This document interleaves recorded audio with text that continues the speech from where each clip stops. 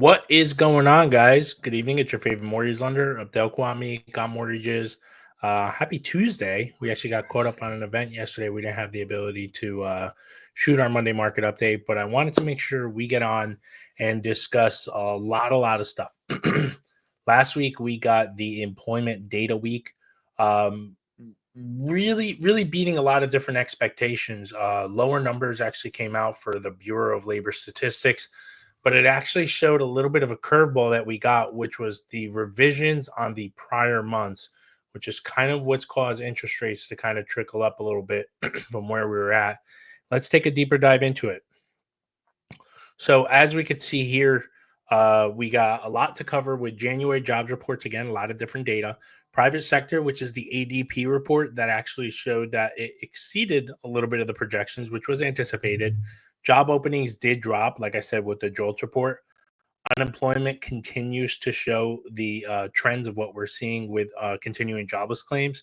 Annual home appreciation, once again, also jumped up simultaneously.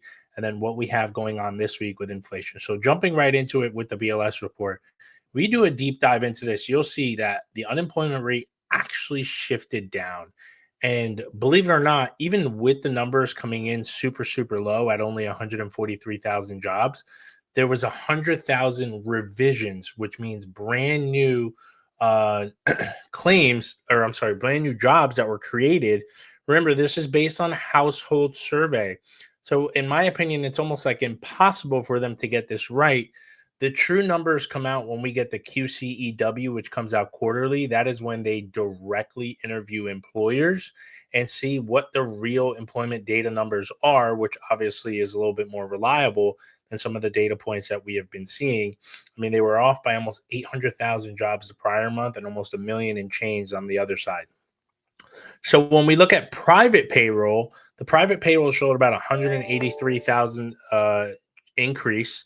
And then we also saw about a couple of small business increases, really mainly in the median sector of employment changes. Now, if we kind of shift in even further, job openings, again, that's off of the JOLTS report, job opening and labor turnovers.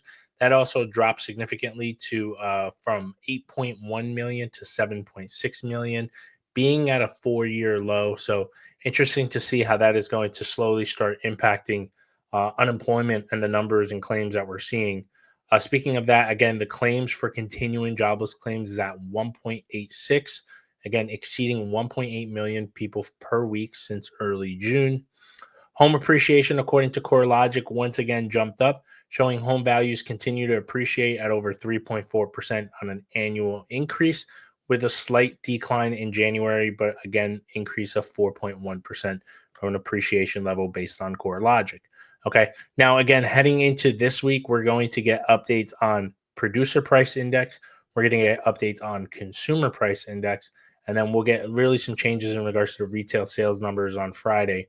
So, rates, if we kind of see how they have been really balancing over the last few years, we can see basically about a year ago, we were at roughly, today is the 12th, 11, about 7.13, right, or so. And today the market is pretty much literally right there. Um, so kind of showing you a little bit really of where the market has been battling. We did catch a break at one point. This was around September. This is where we snuck in quite a few opportunities for our clients. Interest rates continue to remain a little bit stagnant on this level and really kind of looking to break some of that ceilings of what we're looking to accomplish, right?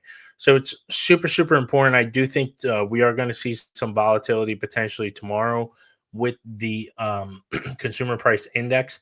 That is really going to dictate and give us the stance as to where the bond market should react. We all know, again, it's an inverse reaction. If bonds are weaker, interest rates tend to go up. If interest rates are obviously doing better, that usually means that the bond market is obviously doing better as well. They have an inverse relationship. So a lot of potential volatility for us to take a look at. Obviously, I'll always make sure that I keep you guys updated as we continue monitoring a lot of this stuff. The market is starting to warm up significantly.